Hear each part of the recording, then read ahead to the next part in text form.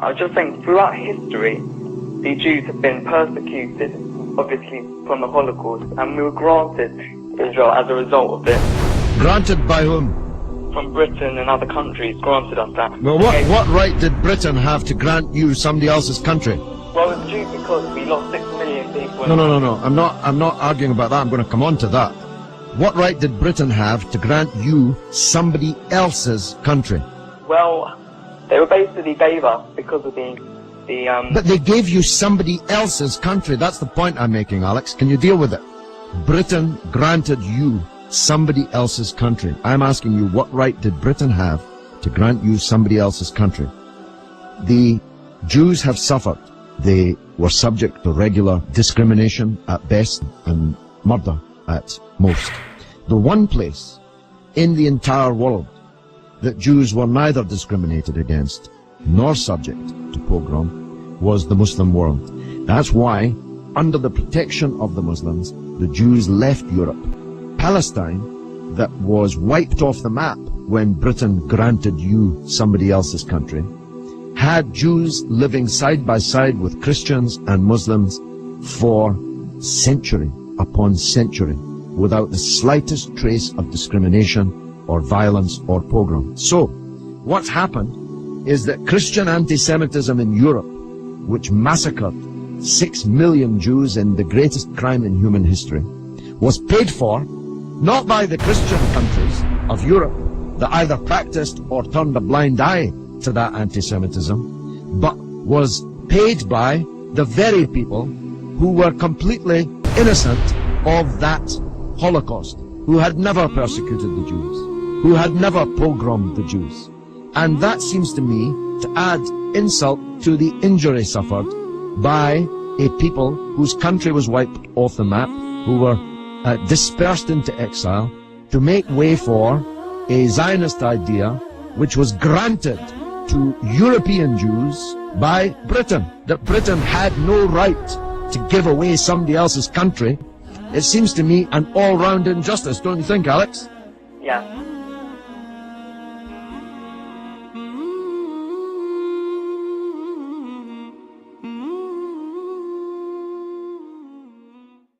So 2 days ago, Israel launched a bombing campaign dubbed Operation Protective Edge against Gaza that's still ongoing. But despite the horrors on the ground, the mainstream media seems to only be telling one side of the story. Take a look at this. From the Wall Street Journal, Israeli air defense intercepts more rockets as fighting continues. And the LA Times goes on to declare that Palestinian rockets reach farther into Israel. And lastly, the New York Times makes it seem like there's an equal playing field by stating Israel and Hamas simply exchange fire. Well, I guess I really can't expect more from a media apparatus that essentially works as stenographers for the U.S. government. Let's take a listen to what the issue is being framed by the White House. We strongly condemn the continuing rocket fire into Israel and the deliberate targeting of civilians by terrorist organizations in Gaza. No country can accept rocket fire aimed at civilians, and we support Israel's right to defend itself against these vicious attacks. At the same time, we appreciate the call that Prime Minister Netanyahu himself has made publicly to act responsibly. Wait, what? Acting responsibly? I must be in the twilight zone, because to me, the collective punishment of an entire population is the opposite of responsible. So, what's the reality on the ground?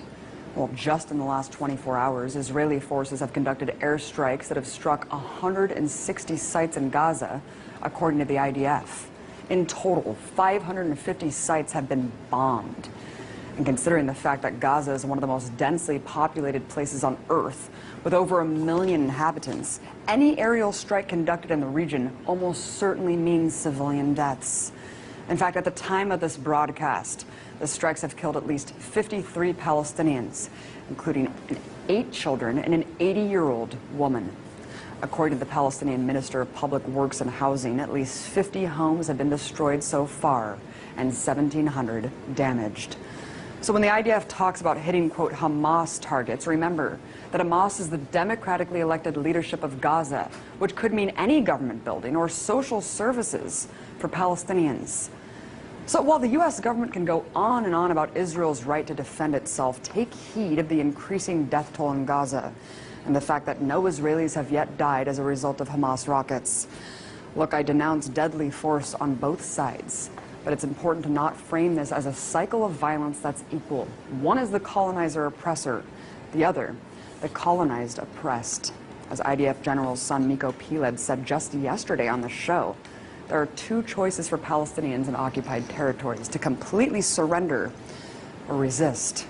And resistance is what we're seeing now. I'm sick of my Palestinian friends losing their friends and family every time Israel goes on the offense against innocent people living in an open-air prison.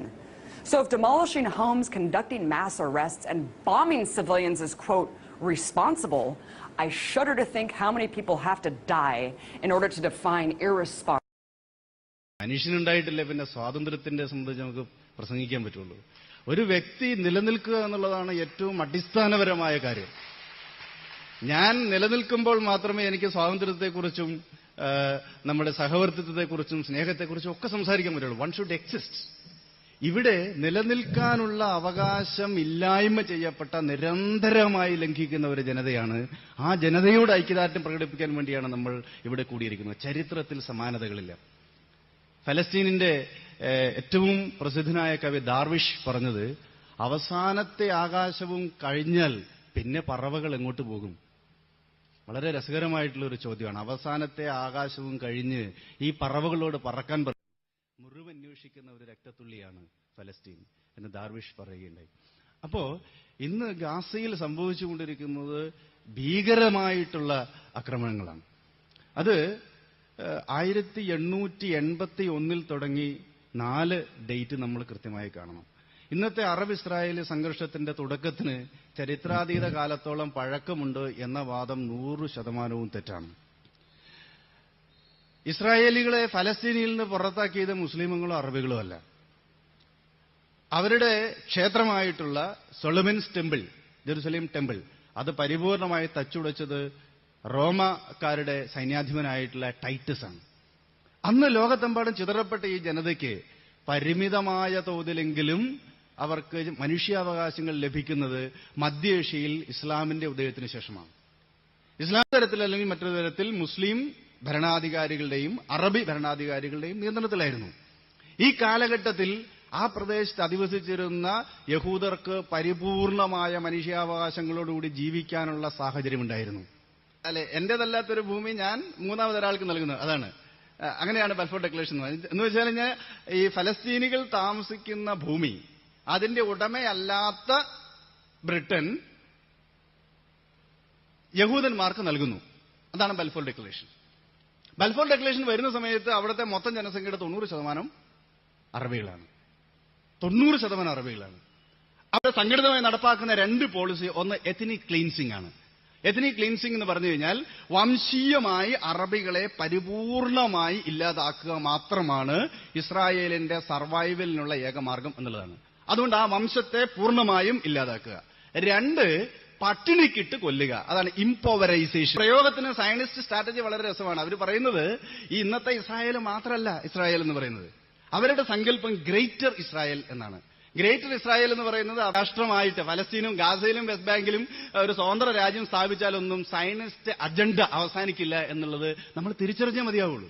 ആഗോളാടിസ്ഥാനത്തിൽ തന്നെ ഇത് സംബന്ധിച്ചുള്ള ചർച്ച കൊണ്ടുവരണം. പക്ഷേ ആഗോള സമൂഹം വളരെ വ്യത്യസ്തമായി പ്രതികരിക്കുന്നു. 1974 Zionism is equal to racism, ഇത് വംശീയതയാണെന്ന് പറഞ്ഞ യുണൈറ്റഡ് നേഷൻസ് 92 അത് വംശീയത അല്ല എന്ന് പറഞ്ഞു. അപ്പൊ ലോകത്തിൽ നിന്ന് നിലവിലുള്ള ഏക വംശീയ രാഷ്ട്രം എന്ന് പറയുന്ന ഇസ്രായേലാണ്. അതിന്റെ പദ്ധതികൾ എന്തെന്നുള്ളത് നമുക്ക് പോലും സങ്കല്പിക്കാൻ പറ്റാത്ത രൂപത്തിൽ നിലനിൽക്കുകയാണ്. സാമ്രാജ്യത്വത്തിന്റെ കുടിലതന്ത്രങ്ങളെ അതിജീവിച്ച് ഫത്തയും ഗാസയിലെ ഹമാസും ഐക്യപ്പെടുന്നു. അതുകൊണ്ട് അവിടെ മരിച്ചു വീണ കുരുന്നുകളോടും മരിച്ചു വീണ ജീവനുകളോടും ഹൃദയം കൊണ്ട് ഐക്യപ്പെടുമ്പോൾ തന്നെ ഈ ഗാസ ആക്രമണം ഒത്തിരി പോസിറ്റീവായിട്ടുള്ള ഫലങ്ങൾ ഉണ്ടാക്കുന്നുണ്ട് എന്നത് ആവേശകരമായ വസ്തുതയാണ്. അത് അമേരിക്കയിൽ പടിഞ്ഞാറൻ ലോകത്ത് മാത്രമല്ല, സഹോദരങ്ങളുടെങ്കിൽ ഐക്യമുണ്ടാവുന്നു. അതുപോലെ അൽഫത്തയും അതുപോലെ ഹമാസും ഐക്യപ്പെടുന്നുള്ള സാധ്യതയുണ്ടാവുന്നു.